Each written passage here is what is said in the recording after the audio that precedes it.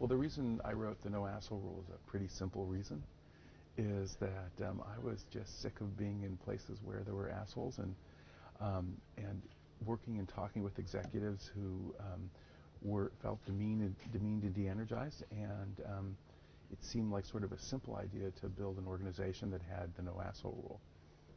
It's actually kind of funny because the reason that I use the word rather than perhaps cleaner variations like bully or jerk or something is they don't quite capture the emotional response that we get when somebody is nasty to us, or even when I'm like bad, I don't say to myself, you jerk, I say to myself, you asshole. So it captures the emotional part, and the way I would define it would be somebody who is an asshole is somebody who consistently leaves others feeling demeaned and de-energized, especially people who have less power.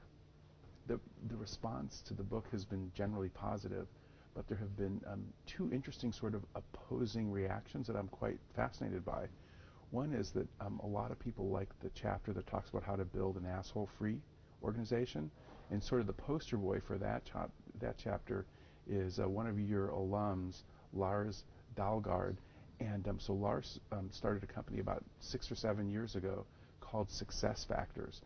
And it's a very successful startup. They're a human resource management software firm. They're the largest software firm, over 30 million people. They've grown from 100 people to 400 people in the last year or so. And among other things, they have every employee who joined the organization sign a statement saying that they won't be an asshole. They call it the rules of engagement. There's other ones, but the last one is that I won't be an asshole. So that one is sort of fascinating. And then the other one is the chapter which unfortunately my friend Jeff Pfeffer likes the best, which is the chapter that makes the argument about the virtues of assholes. So I talk about, particularly actually about Steve Jobs and how independently of, or maybe even because he's an asshole, he's been so successful. And I wrote that with some hesitation, and I emphasize in the end of that chapter that if you're successful and you're an asshole, you're still an asshole, and I don't want to be around you. But my colleague Jeff Pfeffer, he focuses on the successful part and doesn't seem to think that being an asshole is quite so bad.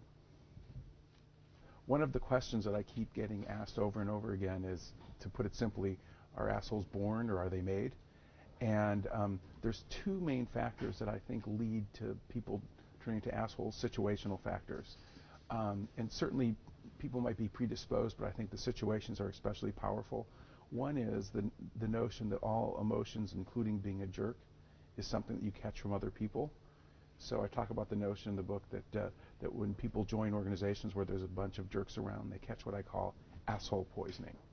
The second one, and this relates to Professor Deborah Grunfeld's research, who's a professor at the business school, that she's done an extensive amount of research about the notion that, the way I would put it, she would put it more politely, that putting people in a position of power sort of instantly and efficiently turns them into insensitive jerks or assholes. And what she finds across a whole series of studies is that when you take people and just randomly assign them into a position of more power over others, there's sort of three things that happen. One is they start getting less sensitive to the needs of other people. The second thing that happens is they start becoming more focused on satisfying their own needs. And the third thing is, she calls this thing disinhibition, where people become less inhibited about social norms. And my favorite little study that she did was something about how the cookie crumbles, where she brought people plates of cookies. And if she just gave one person a little more power than the other, they tended to take an extra cookie. They tended to eat with their mouths open and create more crumbs. And so this notion that being put into power really does turn you into a pig, it's kind of documented by this and other studies. So the question of what reactions have surprised me the most, well, two things have surprised me. One is how many media sources are letting me get away with saying the dirty word, because I'm getting some pushback, I admit. But even I was interviewed a few months ago by Ron Reagan, who is President Reagan's son. He has a talk show in Seattle.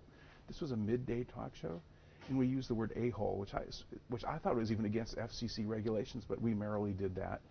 And then the other one, which happened just yesterday, that surprised me the most, is I thought that religious people would be generally offended by the word, and I'm sure there are some who are offended. But I was interviewed by a German magazine that's funded by the Episcopal Church in Germany and supposedly has 1.5 million readers. And my interviewer, he told me he was doing the article because the no asshole rule was such a Christian idea, and very consistent with the Golden Rule.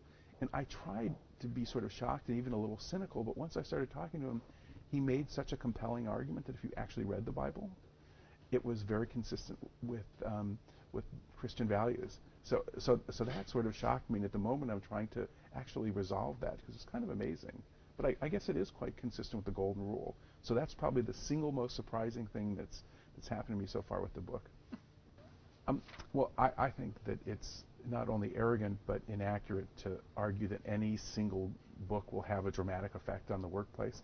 There actually are, as Jeff Pfeffer and I argued in our last book, there are a few new management ideas. There's been lots written about why that you shouldn't have bullies and the like at the workplace. But I'm hoping that it's part of a movement that I'm starting to see, both a legal and a management movement, to be less tolerant of people who are demeaning, and also to glorify people who are demeaning, who get in positions of power less. And there are some sort of weak hints that corporate America is being a little less tolerant of people who are effective but are nasty jerks. So the case of Bob Nardelli, who was just fired at Home Depot, and also Michael Eisner at Disney.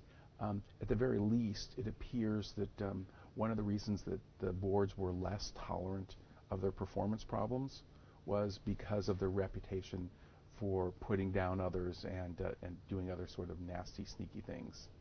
So the question of whether I'm planning any additional writing in this topic is actually pretty funny. I continue to write about various stories associated with assholes on my blog, and I'm writing a number of articles, including the one I was just working on this morning is for the McKinsey Quarterly, which will be somewhat censored, but it's going to make the argument for, it's read by McKinsey clients, that should be interesting.